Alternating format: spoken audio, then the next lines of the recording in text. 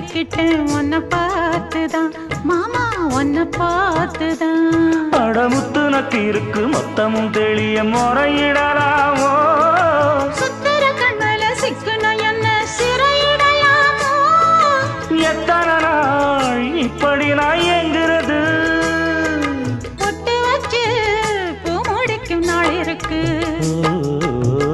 புது வளையல அரைச்சு தொண்டையில தான் நினைச்சு மாமன் கிட்ட பேச போற மணிக்கணக்க. தூண்டாமணி விளக்கு தூண்டி விட்டு எரிய வச்சு உன் முகத்தை பார்க்க போற நாள் கணக்கா.